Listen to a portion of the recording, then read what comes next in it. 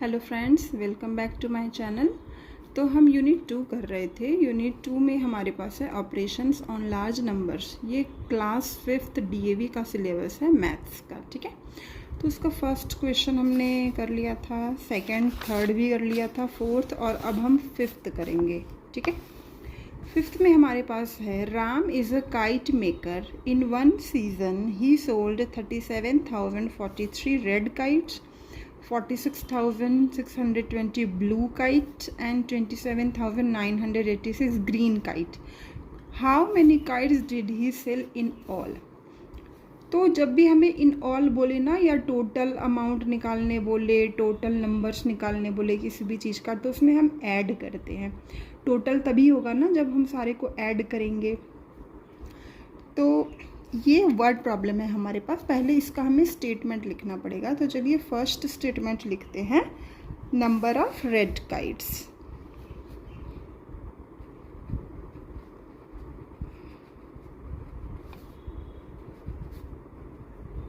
Number of red kites कितना है? Red kites, पहले रेड काइट्स की बात हुई थी और वो था 37,043। Then 42,620 blue kites. तो अब लिख लेते हैं second statement, number of blue kites.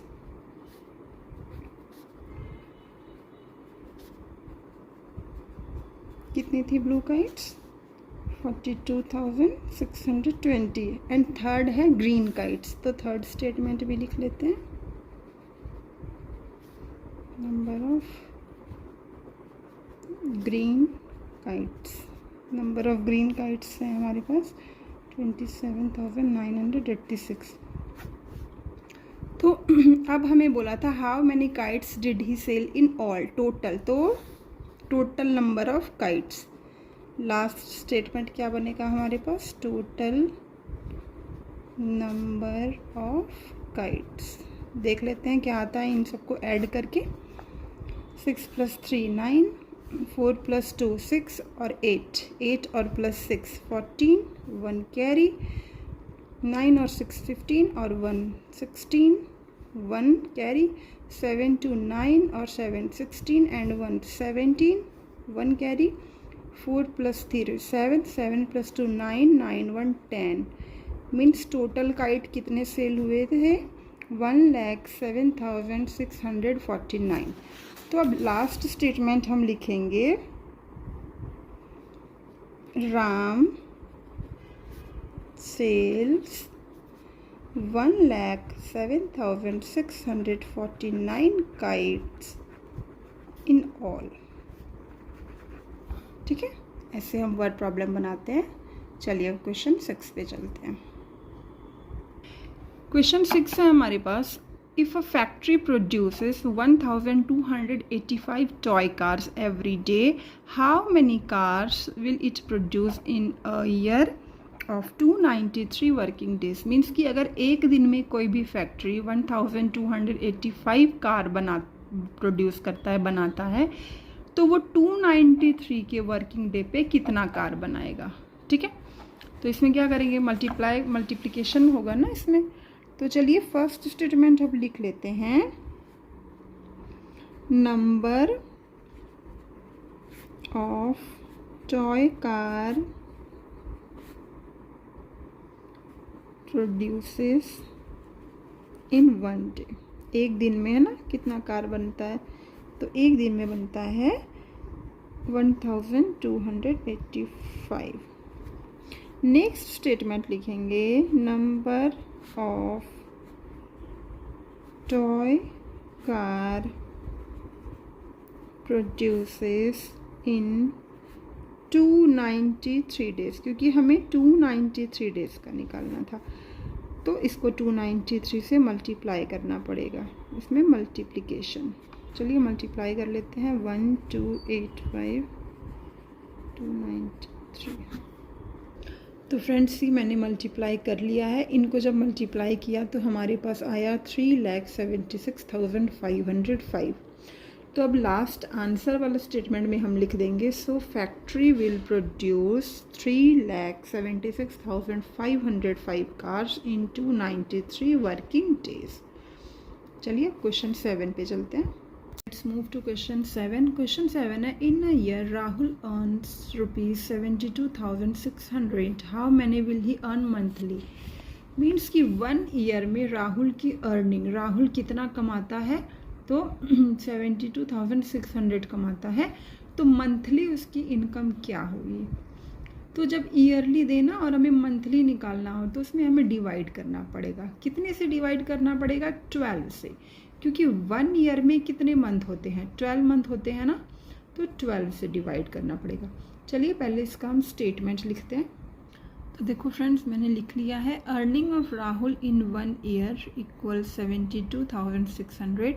Earning of Rahul in 1 month 72,600 divide by 12 से इसको डिवाइड देंगे तो 6050। तो अब लास्ट स्टेटमेंट क्या लिखेंगे आंसर वाला? Rahul will earn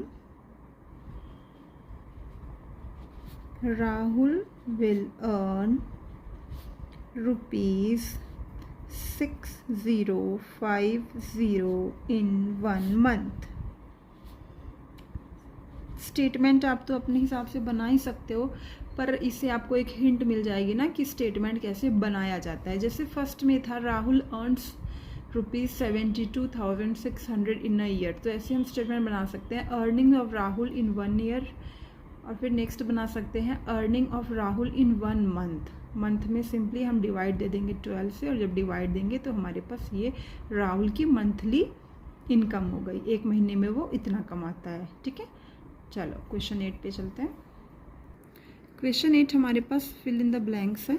784 plus 361 plus what equal to 726 plus 784। तो हम यहाँ देख पा रहे हैं 726 इधर है, इधर नहीं है। ठीक है, यहाँ पे 784 है, यहाँ पे भी 784 है। तो कौन सा ऐसा टर्म है, तीनों साइड हमें तीनों टर्म इक्वल करने पड़ेंगे। तो 426 इधर नहीं है, तो ये इधर है, तो यहाँ हमें लिखना पड़ेगा, इधर नहीं था। बैलेंस करना पड़ेगा ना, इक्वल मतलब सेम सेम दोनों साइड करना पड़ेगा। इक्वल मतलब क्या? इधर का सारा पार्ट इक्वल उधर का सारा पार्ट, दोनों सेम सेम होना चाहिए। और यहाँ पे 784 था, क्या नहीं था? 361। अब देखो आप 426 इधर भी है, इधर भी हो गया, 361 इधर भी हो गया, और 784 इधर भी हो गया। ठीक है, चलो अब 4935 में क्या सब्ट्रैक्ट करेंगे? जो 4935 आए तो कुछ भी नहीं, 0 सब्ट्रैक्ट करेंगे, क्योंकि सेम सेम है। हमें बोल रहा है इसमें माइनस भी करना है, पर कुछ कम होना भी नहीं चाहिए, तो 0 ही माइनस करना पड़ेगा ना, तभी तो ये नंबर सेम रहेगा।